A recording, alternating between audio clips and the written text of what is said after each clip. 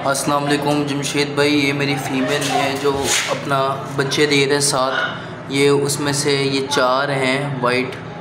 ये देखिए, ये एक वाइट है, ये 2 वाइट है, ये 3 वाइट और ये एक कलर में।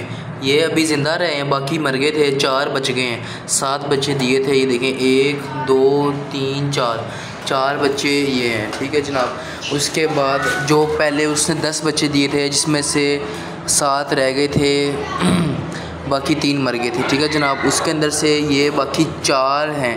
मेल मैंने सारे फारिग करा दिए हैं। अभी मैंने अपने पास सिर्फ फ़ीमेल रखी है, जगह की किल्लत की वजह से। जगह मेरे पास कम है, तो अभी ये देखें, ये मेरे पास 4 हैं। ये बड़े हैं, तो माशाल्लाह से ये बड़े हो गए हैं। अब ये 4 पीस हैं। ठीक है, ये अपडेट दे रहा हूँ आपको फार्म की। अपने 4 ये बच्चे हैं, ये सारी फ़ीमेल हैं।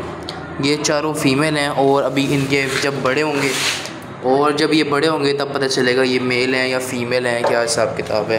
कारोबार ठीक चल रहा है, अल्लाह ताला बरकत डाले। बस थोड़े दिनों में और 8-10 दिनों के अंदर अंदर मेरी फ़ीमेल दोबारा बच्चे दे देगी।